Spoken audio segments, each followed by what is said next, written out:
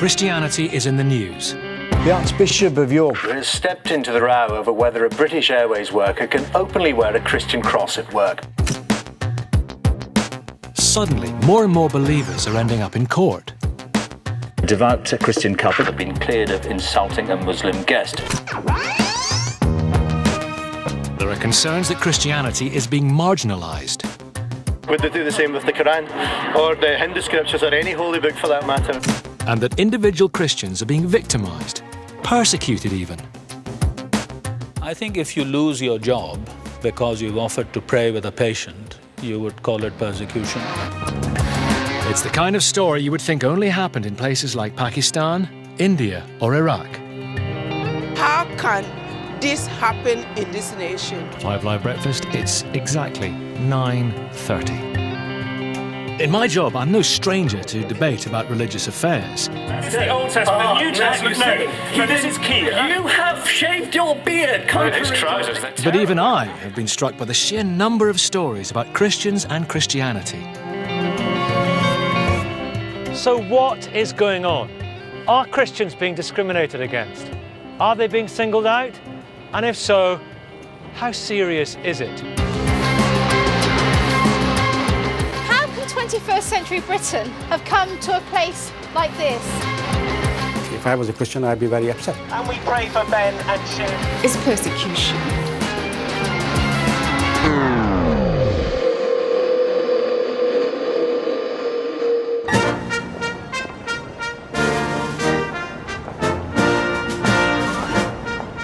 Cast your mind back a few months to December, and the most popular festival of the Christian year.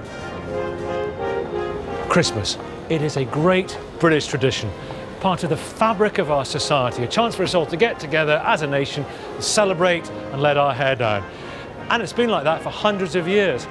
In the 17th century, when they tried to ban it, there was a huge public outcry. But if you believe the papers, there's a far more contemporary threat to Christmas.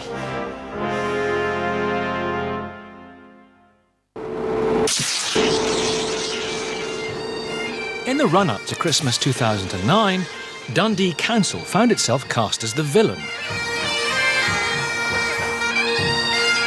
Instead of a modest switch-on of the Christmas lights, the city chambers had planned an ambitious evening of entertainment right across the city.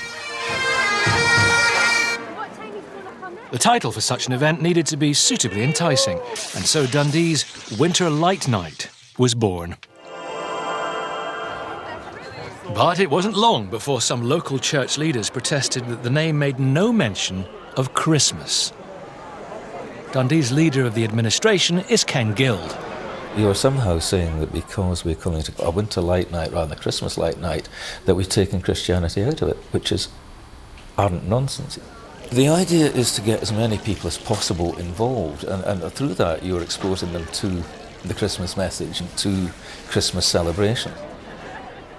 Out on the street, opinions varied on the fuss over what the evening should or shouldn't have been called. It's not about light, it's not about Santa Claus, it's about Jesus Christ. At this time of year, if they're having a light switching on the lights for Christmas, they should mention Christmas in the title. I understand why they object to it. I think they've got no business at all objecting to it whatsoever. It's a great night, call it whatever you want.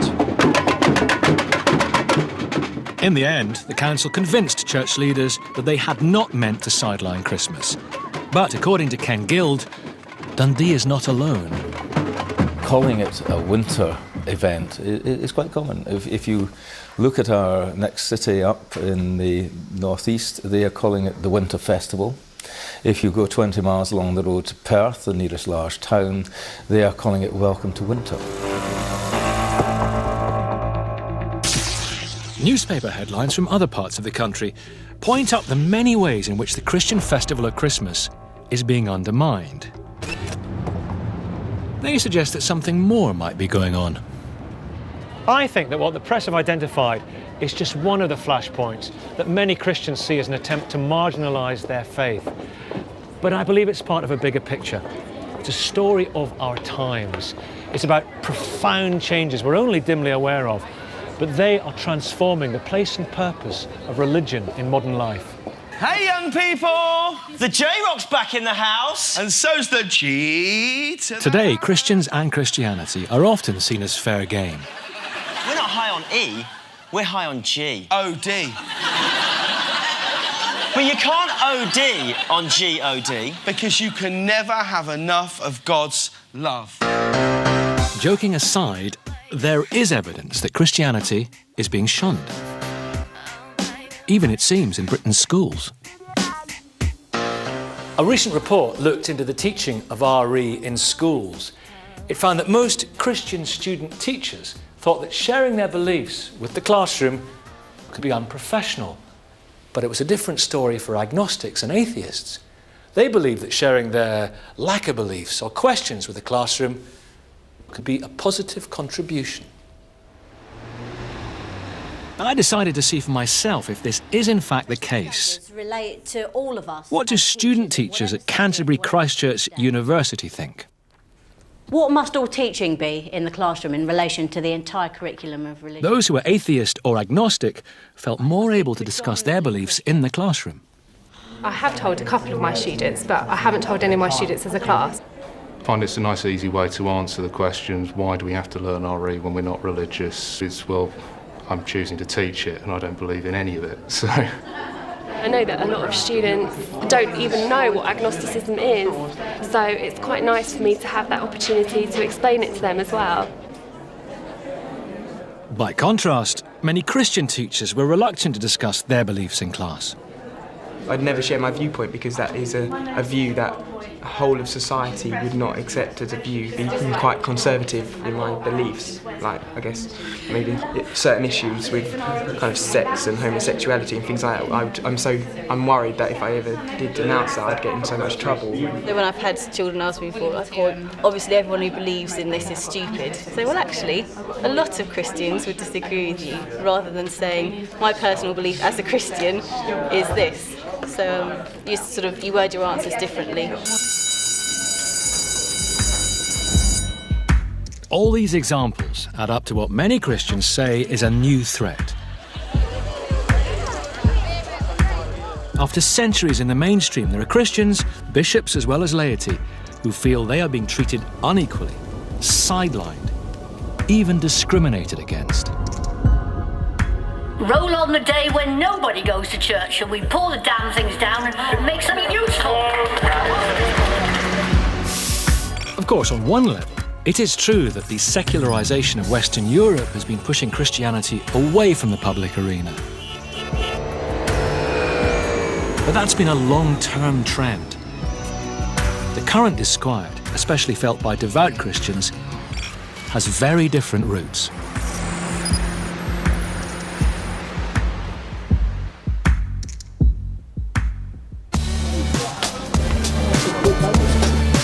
One factor is the sudden and significant changes to the makeup of British society. Immigration. It has brought about a multicultural, multi-faith Britain.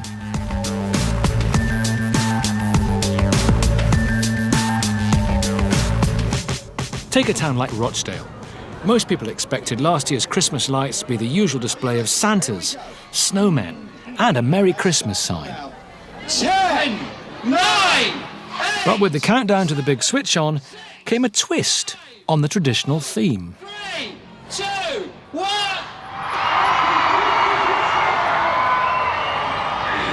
In 2009, the Muslim festival of Eid was celebrated at the end of November. So the council decided its Christmas lights should reflect this, and the Hindu festival of Diwali, and the Jewish Star of David for Hanukkah, and a pagan Wicca symbol for the winter solstice, and of course, a Merry Christmas sign. This was a multi-faith Christmas, and the Mayor, Councillor Keith Swift, explained why.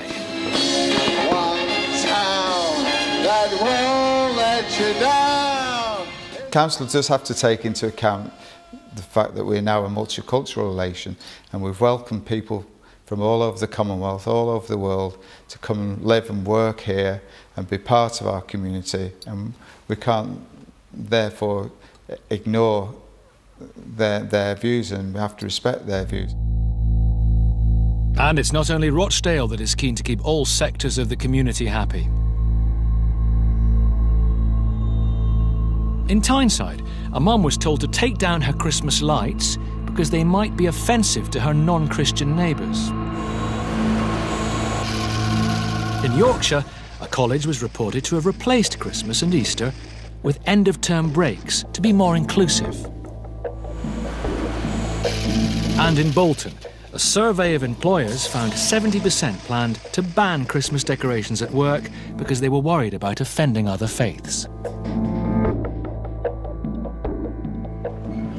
All these examples may strike you as what some term in that hackneyed phrase, political correctness gone mad. Or to put it another way, evidence of zealous councils unquestioningly carrying out multicultural diktats from above. We decided to ask members of Britain's ethnic communities themselves what they think about Christmas. Oh, it's okay for me. I like to join in, I don't mind.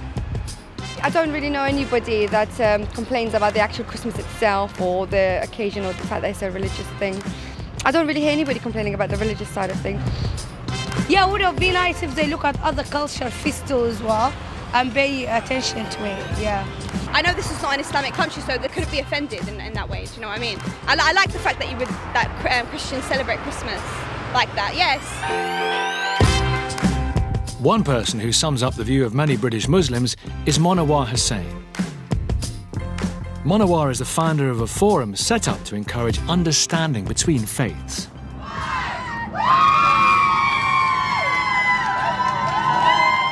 He has no qualms about joining his Christian neighbours to celebrate the switching on of their house lights. And he thinks many in Britain's ethnic communities are fed up with being blamed for the renaming of Christian celebrations. As someone of faith, I want to see my Christian friends be able to share their festivities with us and kind of express that culturally. So in the public space, their faith is also projected. And I have absolutely no problem with that. Bob, thank you. You're welcome. Pleasure. And often I think it's local authorities who are ill-advised or sometimes maybe disconnected from local faiths and local culture, or do not know enough about local communities, that they make decisions that are really not in the benefit of local communities. If councils perhaps did more to find out what minority faiths actually thought about Christian festivals, it would reduce much of the resentment some Christians feel.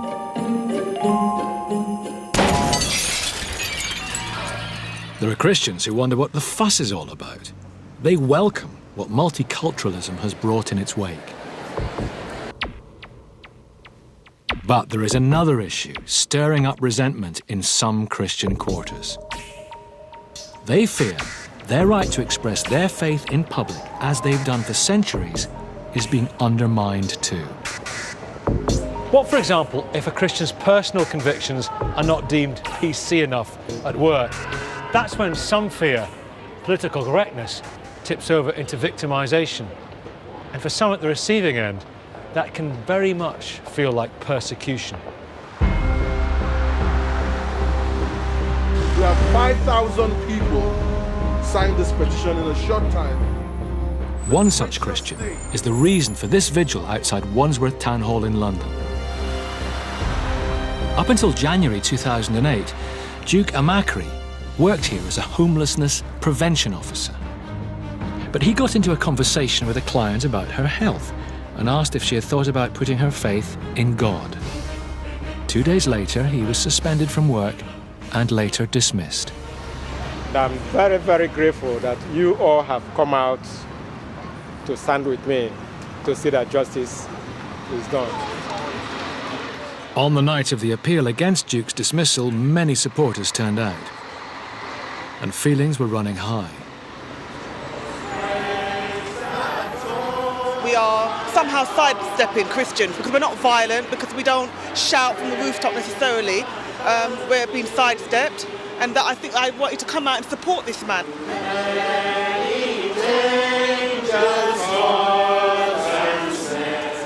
How can this happen in this nation?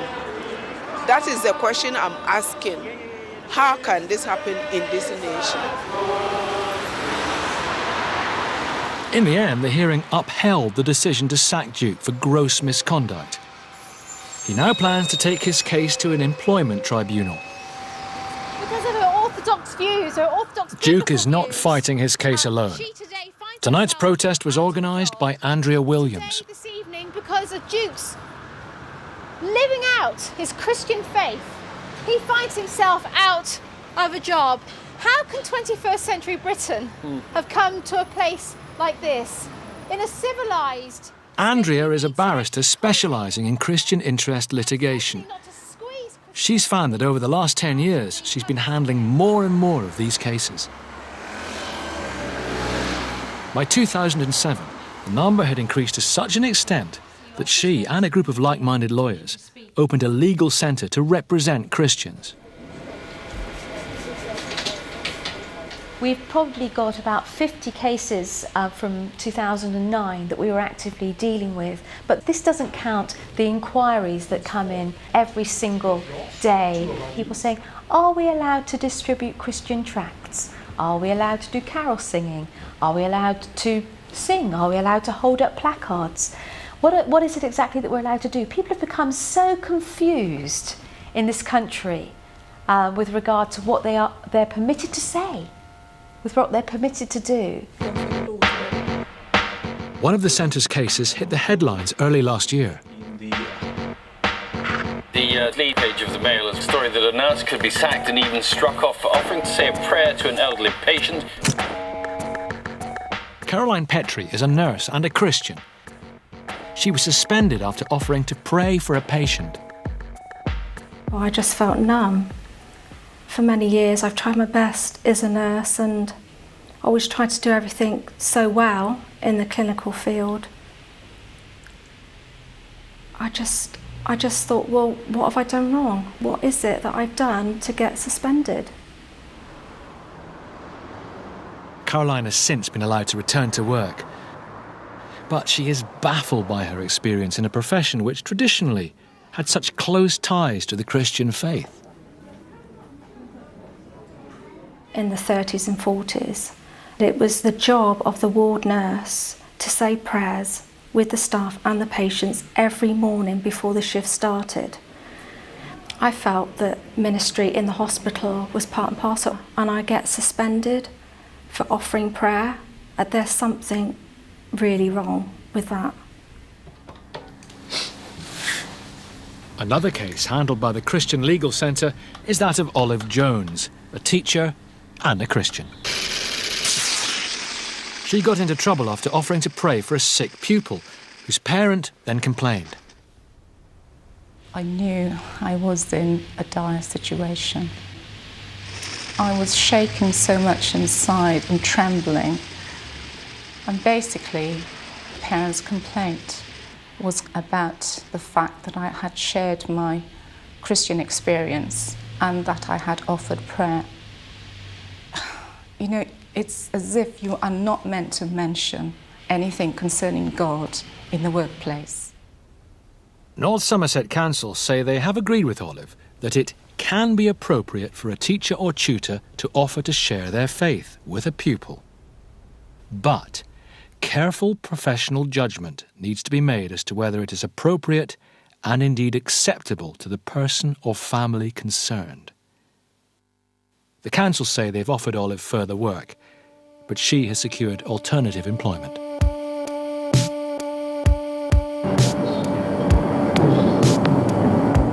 But the idea that expressing your Christian beliefs at work could get you into trouble would once have been unthinkable.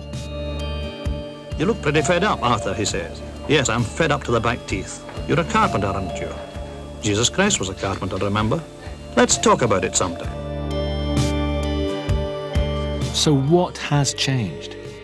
Why are more and more devout Christians feeling unable to express their faith in public?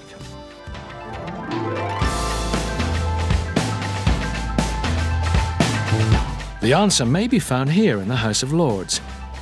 Its record office houses all British law. In recent years, there has been a raft of new legislation based on principles of human rights. Britain signed up to the principles back in 1950 under the European Convention on Human Rights. But it's only in the last decade or so that steps have been taken to incorporate them directly into British law. These are the actual Acts of Parliament, all passed over the last decade or so, designed to bring us into line with European legislation in a whole range of discrimination issues. Their ultimate aim, to make Britain a more tolerant society, and that is a fundamental principle of our liberal democracy. The paradox is that these same laws have left some Christians feeling like a persecuted minority. To understand why, we need to remind ourselves of the laws in question. The first, dating back to the 1970s, aimed to tackle unequal pay, gender and racial discrimination. Then, in 2003, laws were passed to stop anyone being harassed at work because of their religion or belief. That was good news for Christians. And protection was also given to gay and lesbians to prevent discrimination because of sexual orientation. The problem is, the legislation never made clear what would happen in the event of a clash. Whose human right would take priority over the other? It wasn't long before a clash did arise. For us, this is about making a choice to have our rights acknowledged and protected as any human being. New legislation gave same-sex couples the right to civil partnerships. Of course, some Christians welcome the new laws, but for others, it created a crisis of conscience. For Lillian Liddell, her belief is that marriage is the union between man and woman. Lillian Liddell believes same-sex partnerships go against the teaching of the Bible. But as a registrar for Islington Council, she was now expected to conduct these ceremonies. When she asked to be excused, Lillian was disciplined. She hoped the laws against religious discrimination would protect her. But after 2 tribunals and an appearance at the Court of Appeal, Lillian is still fighting.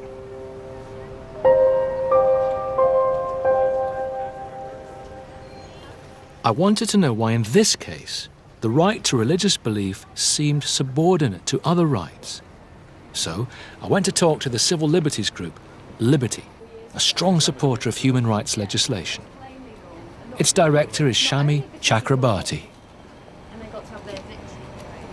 Is it an individual human right as part of somebody's faith to believe that homosexuality is profoundly wrong, for example, and to be able to articulate that in the public space? Well, I think that we have got to a place in modern Britain where we are against bigotry against gay people or members of ethnic minorities. There are some people who might be against my own marriage to someone of a different race, but the law has protected us for many, many years, and in my view, rightly so. I also think that if you're trying to discriminate in a public office, then perhaps you're not a suitable person for that kind of employment. Supporters of human rights legislation seem to be saying society has moved on and we all need to adapt. But there are some who go further and argue that the pushing of Christianity to the fringes is a good thing. Indeed, for Polly Toynbee, writer and the president of the National Secular Society, there is no reason to give special treatment to Christians or the Christian faith. Do you understand how some Christians feel in this country? That they are being marginalised, pushed aside? Absolutely not. I can't see any sign of that at all. They are a tiny proportion of the population who actually go to church, any time during the year, let alone every Sunday, and they have enormous privileges. They just forget what it is to be an established faith and all the privileges that come with it.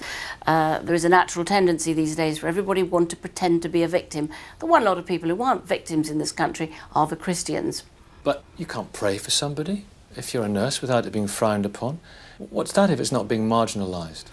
When it comes to nurses and teachers, it's not about their rights to pray, it's about their duty to vulnerable people, vulnerable children, patients, prisoners, and those people should not be in any way pressurised by people in great authority over them to have to pray or not.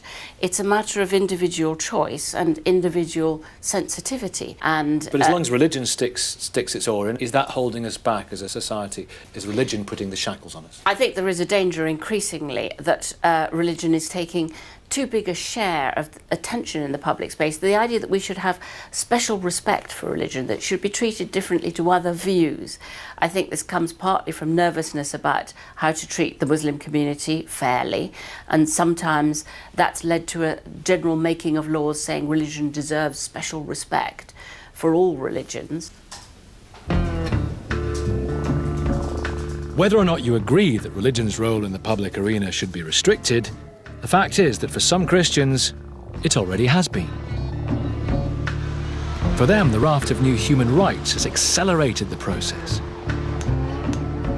And that makes for quite a break with the past.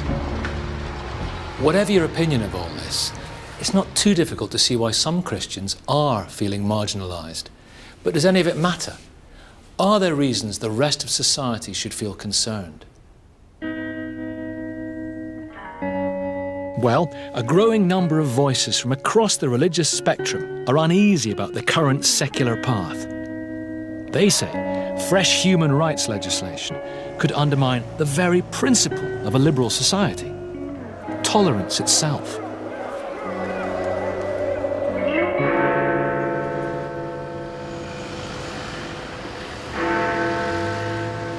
Last year, a new piece of legislation began its passage through Parliament. The Equality Bill. Britain's equality laws have built up piecemeal over 40 years. So the government decided to bring them together into one single Act of Parliament. It seemed like a sensible step. But when the bill came before the House of Lords in January of this year, it rang alarm bells. Some Christians were anxious that in practice it amounted to the most serious assault on religious liberties in centuries. Some believed that it undermined the Church's right to decide on doctrine. The Catholic Church, for example. Many thought it would make it illegal to appoint male-only clerics, opening the way for female priests. You see, historically, churches have had the right to refuse to employ anyone on the grounds of gender, marital status, or sexual orientation. They feared that the new bill would change all of this. For its part, the government insisted that it never intended to apply the new law to ministers of religion. They would remain exempt. Even so, some bishops in the Church of England used their inbuilt advantage as members of the House of Lords to speak out against the bill. They are not matters for the law to impose. Start down that road and you'll put law and conscience into inevitable collision. And that way actually indeed lies ruin. For many in the church, the bishop's intervention was long overdue. I've come to the Daily Telegraph to meet a leading religious opinion former. Anglican priest George Pitcher is the religion editor for the paper. He believes the bishop's move was popular because it upheld the wider principle of a religion's right to decide on its own rules. I'm pleased that they were there to defend our established Church of England and its practices in the House of Lords, because I think that's, if you like, a part of our rich, unwritten constitution. I'm glad that they are intervening in the debate to say what they had to say. I'm wholly in favour of women being priests, and if women are priests, of course they should be bishops. I'm entirely in favour of homosexuals being open about their sexuality and so on. But I think once you start saying that you're not allowed to think that these people are leading sinful lives or are wrong in any way, then we lose that healthy sense of debate. What's and the I think difference? that's prescriptive. Yes. And I think that's dangerous. Is this why so many came in against the legislation? I mean, the bishops? Well, funnily enough, I think that the threat that is most often cited actually is missing the point. You know, I think that too many Christians are saying we should have the right to discriminate against who we believe should be outside the church. But I think the danger really is in the prescriptive nature of an Equality Act, such as it's constructed, which seeks, if you like, to prescribe how people think and what is right think and what is wrong think. It's quite like Orwellian. A thought crime. Well, yeah, absolutely. George Pitcher's views were echoed by others in the Anglican Church. Then, at the beginning of February, the Catholic Church also stepped into the row. Pope Benedict has criticised the Equality Bill currently going through Parliament. The Pope took the highly unusual step of speaking out. He said some of Britain's equality legislation imposed unjust limitations on the freedom of religious communities. Simply put, the Pope was saying that guaranteeing freedom from discrimination for groups such as gay people is being bought at the expense of his own church's freedom of belief. His intervention upset many secular voices who argue that any debate on the issue of equality has to be conducted on the basis of reason and reason alone. Ziauddin Sadar is a respected Muslim scholar, a prolific author and columnist for the New Statesman. He's also a former commissioner of the Equality and Human Rights Commission. In contemporary times, you can't argue from authority or on the basis of dogma. For public space to be productive, the arguments have to be based on reason and rationality. And I think the problem is, for example, the contemporary intervention of the Pope is more or less based on dogma rather than analysing. What should the Pope have said recently? I mean, he said that this equality legislation was against natural law, which I suppose you would argue is a dogmatic thing to say. Yeah. How should he have framed his argument? Christians, like all people of faith, have to realize that the world changes. Morality is not a static thing. Morality is something that evolves. It's something that we arrive at sometimes by contestation. Even if it would involve women priests ultimately, or transgendered people working in mosques, that's okay. Yeah. I mean, either you believe in it. I mean, the thing is that it is not simply enough to say I believe in equality. You need to delineate what equality means in contemporary times. And equality doesn't have the same meaning for all time, you know. What if it's against the doctrine as laid down in your holy book? Well, it has to be reinterpreted. Easier said than done. Absolutely, easier said than done. But the thing about Scripture is that nothing in Scripture is kind of defined for eternity. Everything in Scripture has to be negotiated and interpreted. And when you engage with the Scripture, then you bring yourself to it, and you bring your own time, the values and concerns of your time. And you're including the Quran when you've talked about the Scriptures. Absolutely, yeah. absolutely. But the Catholic Church in Britain welcomed the Pope's intervention. Its recently appointed head, Archbishop Vincent Nichols, says the Pope was warning of a bigger threat. Equality legislation is part of a secular ideology, and it can't be allowed to ride roughshod over religion. One way in which to understand the tensions around equality legislation is not to think that one is a matter of doctrine and the other isn't. Secularism is a doctrine, and it can be as forceful and it can be as narrow-minded as the worst of a doctrinaire Christian position. So I think it is a question of really opening up a much more constructive dialogue. And I think the threat that he sees is much more a threat to the quality of the life of Europe. So I think he's much more interested in saying the human good, the good of society, will be damaged if this, as it were, source, this rich vein of generosity and goodness is switched off and is sent underground, is sent out of the public sphere. It's no surprise that the Catholic and Anglican churches were ready to fight for religious freedom. They're trying to defend rights and privileges they've had across Europe for centuries. But perhaps what is surprising is that a growing number of non-Christian voices seem to share the Pope's anxieties. They too believe that equality laws are putting the fundamental liberal principle of tolerance under strain.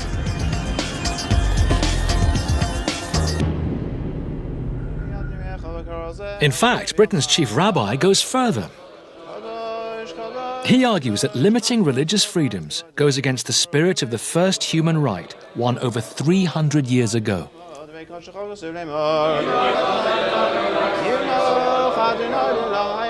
Rights are a good thing, and they arose really in England in the 17th century after a century of religious warfare throughout Europe, when, to put it bluntly, Protestants and Catholics were killing one another. So the major question was, how can people of strongly conflicting religious beliefs live peaceably together?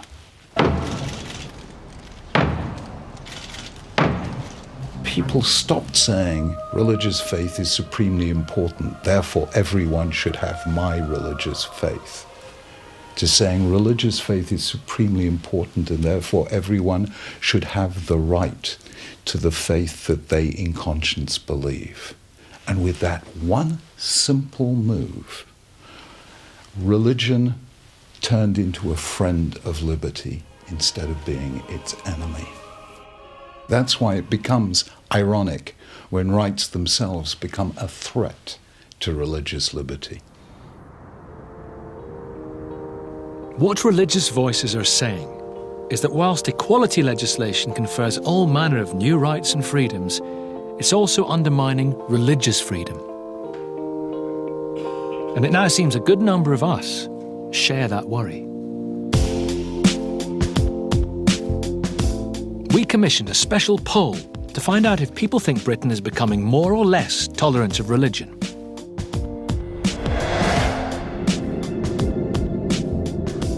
Our poll revealed that people are divided about whether we really are more tolerant or not. Indeed, of the 1,000 people polled, the biggest group, 44%, actually thought Britain is becoming less tolerant. It's a paradox. The boom in individual rights and freedoms is not matched by a corresponding sense of a rise in tolerance. Ironically, one reason may be an unintended effect of the equality laws. Human rights legislation can create a raft of potentially competing freedoms. Going green isn't just about making energy savings. It carries the same weight as a religion. An artist should be free to practice their art. And if the artist wants to rip up a book, it doesn't matter what book it is. When it wasn't so long ago, the Nazis were burning Bibles and defacing them, ripping the pages out.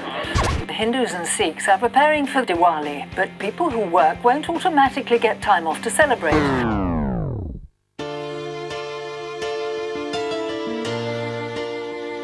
It's a recipe for conflict. Away from the law courts, it's raising deep questions about our commitment to liberty. Roger Trigg, a philosopher at Oxford University, worries that nowadays almost any right will trump the right to Christian belief. He points to the recent case of the Christian registrar at Islington Council, who got into trouble for asking not to carry out same-sex civil partnerships. Principle was they were against discrimination, but they were against discrimination of people on grounds of their sexual orientation. But they weren't, it seems, very concerned about discrimination on grounds of religion.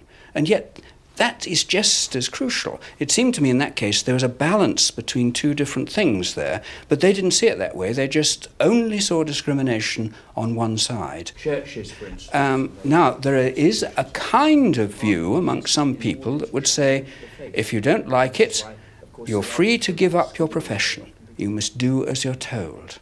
And I think that kind of overriding of deep feelings of conscience is very dangerous.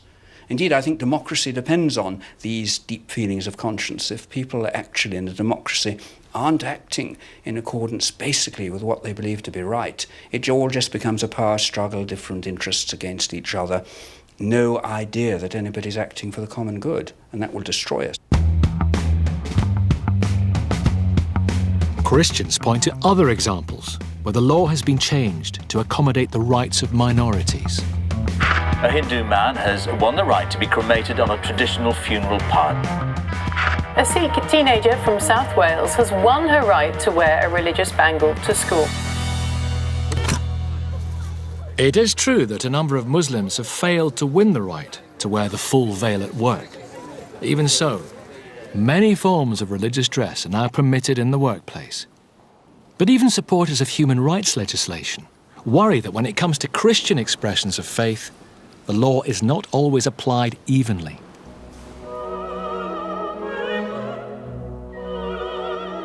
In 2006, a British Airways check-in worker was told by bosses to cover up a small Christian cross. All of a sudden, I'm annihilated. Christianity is nil and void. The company said it went against its uniform policy. The Sikh turban is allowed, the Muslim hijab is allowed, and this is not allowed. I'm just wondering how you're going to get yourself out of this hole that you've dug yourself into. BA later changed its mind. But Nadia Awida wants to prove that the original policy was discriminatory. She's taken her case to several court hearings, but in February, the Court of Appeal ruled against her. British Airways say the decision yet again confirms that they acted appropriately and lawfully.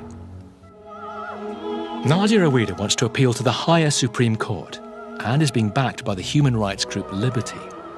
It's a supporter of equality and human rights legislation. But its director, Shami Chakrabarti, says the way the law was applied in this case seemed to be discriminating against Christian beliefs.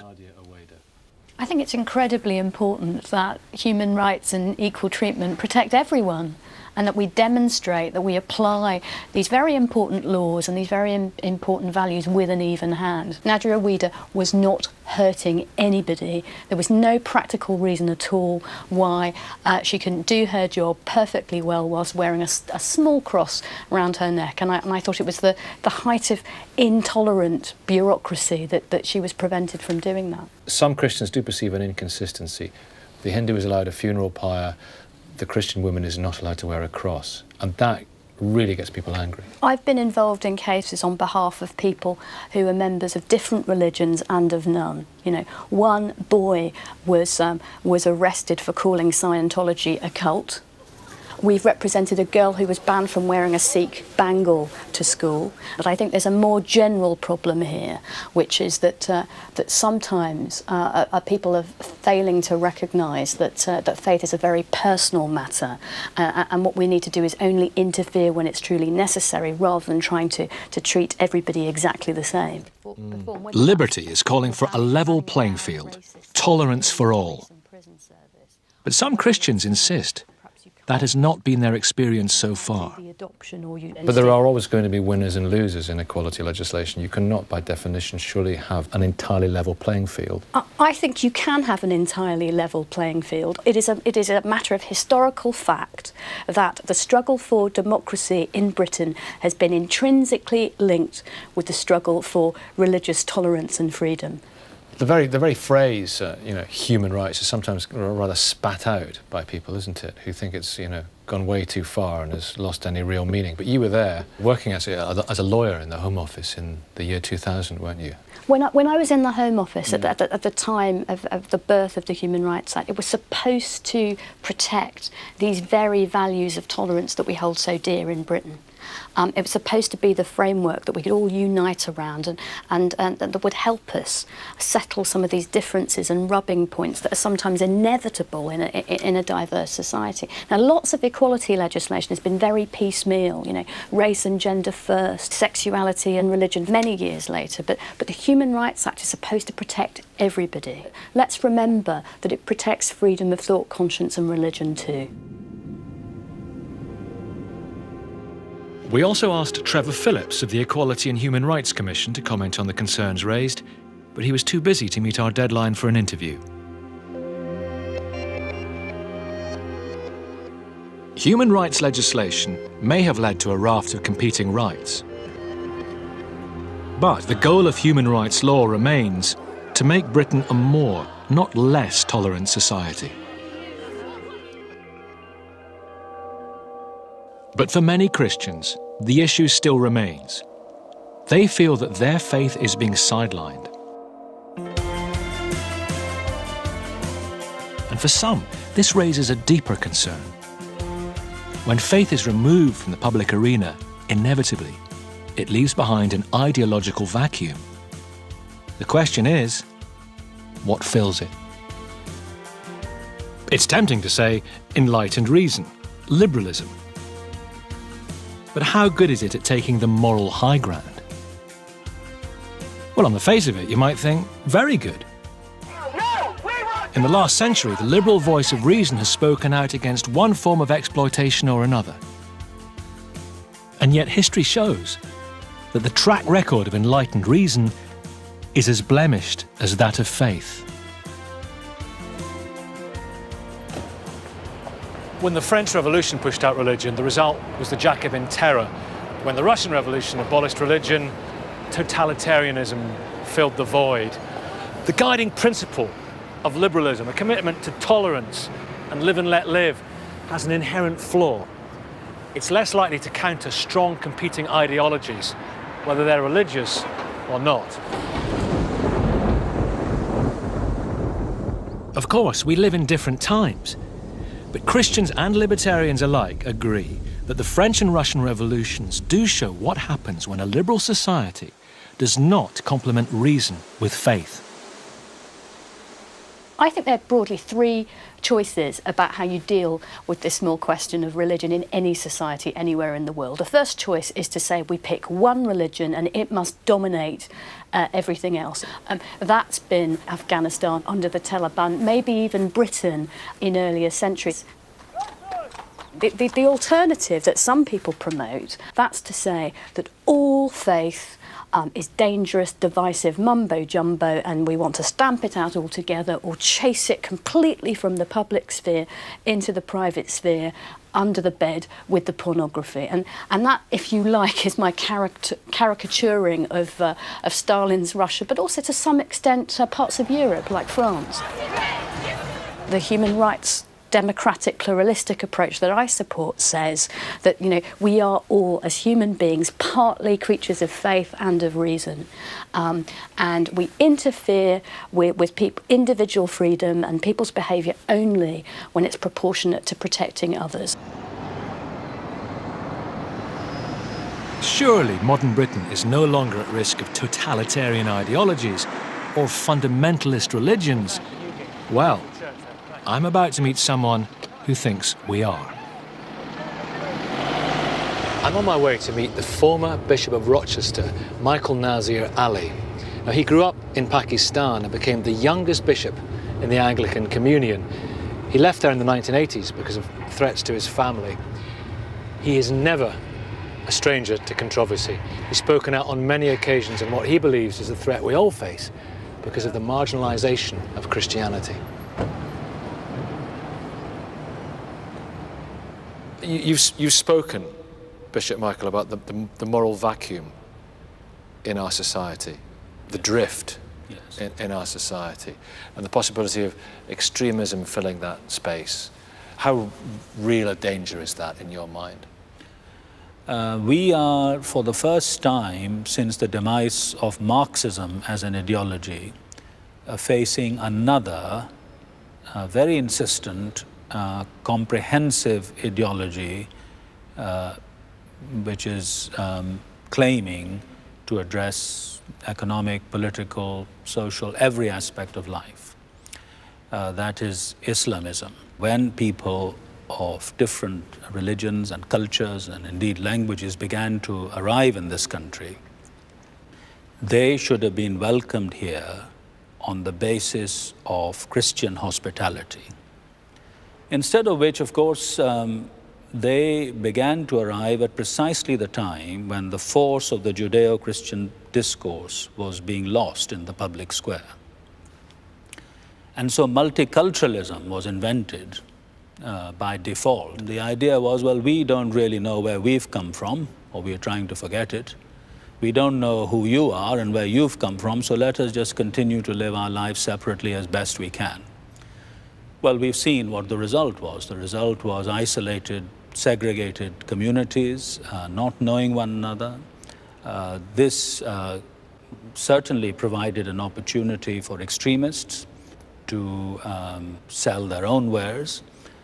We have no common view of citizenship, and we don't know how the different communities can contribute for the common good. At the moment, I'm welcome. But other Christians are not so pessimistic about the outlook for society.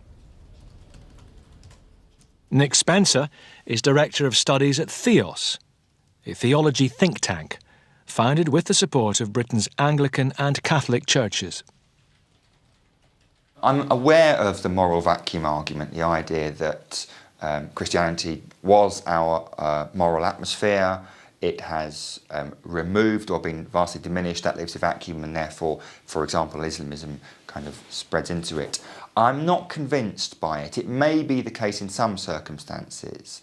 I think you're right that sort of culture abhors a moral vacuum, and therefore, if we don't believe in something, we don't start believing in nothing, we believe in something else. I don't think the something else is extremism. For a start, I think that Christianity is not as much diminished as a kind of cultural artifact as people sometimes think it is. You only have to look at the last census to show that in some sense or other there is a very, very significant residual attachment to Christian identity in the British population.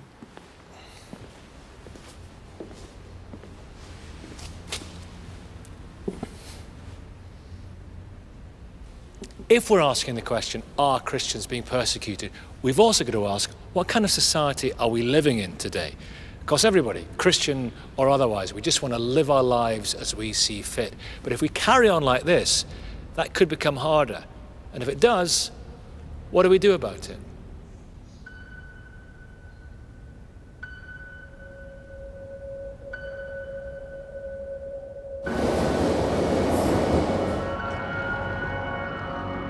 There will, of course, be many outside the church who will be happy to see Christianity consigned to the private sphere.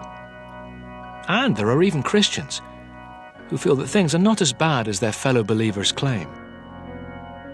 I think Christianity both is and isn't being marginalised.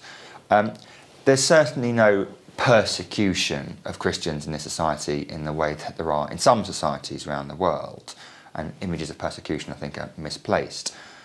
The current government, the opposition, main opposition parties, have all spoken very positively about the role that Christianity plays in society, and in some senses are all falling over one another to work with voluntary organisations, and among them religious, Christian voluntary organisations, in the provision of public services on the ground.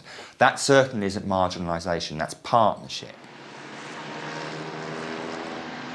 But for other Christians, there's still the problem of what they can do to make their voice heard. Ziauddin Sadar is a supporter of equality and human rights legislation, but nevertheless, he thinks Christians should speak out for their beliefs. I think Christians in Britain face a very specific problem. They are totally and utterly marginalized. In fact, they are being stereotyped, just like Muslims are being stereotyped. So the common assumption is that Christians are irrational. When they open their mouth, nothing of logic and common sense comes. I think if I was a Christian, I'd be very upset. So where have Christians gone wrong and why? How did they, in sports part, how did they take their eye off the ball? The Christians have kind of reduced religion to purely private matters to such an extent that they are now very reluctant to participate in public affairs. And that, I think, is a serious mistake that most of my Christian friends have made. Yes, religion is private, but religion has a great deal to say about the issues of contemporary times. Even Tony Blair. Yeah, Tony Blair is a very good example of the level of hypocrisy that we have kind of reached in contemporary society. So as long as he was Prime Minister, I don't do God. So he existed in a kind of strange, truncated self. He could not openly say that this is my, moral position. This is my... For fear of ridicule? Not just fear of ridicule, but fear of losing office. Had he articulated his position openly, we would have had much more open debate and discussion. And I think he would have felt much more comfortable, and it would have been possible to change his views. Of course, leading Christians are taking a stand. Bishops in the House of Lords defeated the government on the Equality Bill, this time. And a Catholic adoption agency has won a rethink on a decision forcing it to accept same-sex couples as parents. At local level too, Christians are making themselves heard.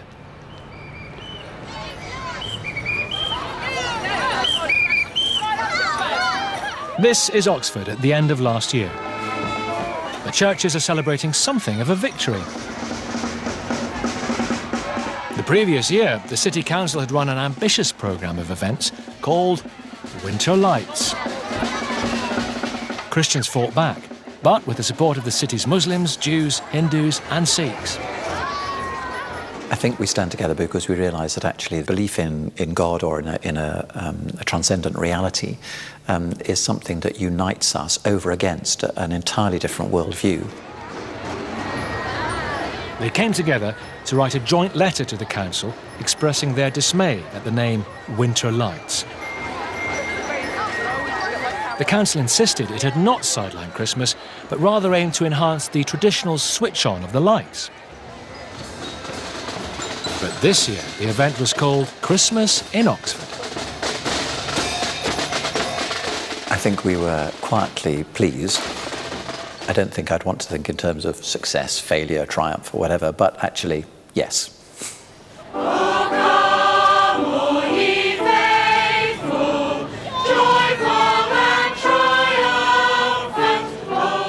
One of those who welcomed the joint approach is local Muslim Monawar Hussain.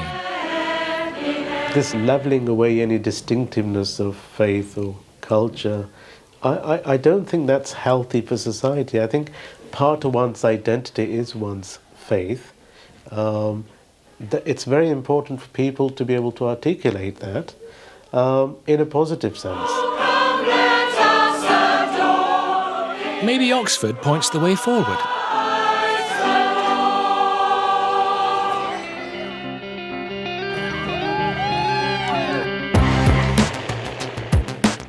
So, are Christians being persecuted? No, they're not being tortured or killed like Christians in Pakistan and the Sudan. But a minority believe they are being sidelined and victimised. By the standards of a liberal society, that can feel like persecution. And that may be a source of strength for Christians. In Rome 2,000 years ago, the Christian faith grew in the face of persecution. In parts of China today, it continues to be persecuted, but is still thriving. This is a debate which raises huge questions about where we are as a society and how we achieve genuine tolerance. It's about freedom of thought, conscience, and religion. It's not a debate we can afford to ignore, because if we continue to turn our backs on it, we may find we've lost more than we've gained.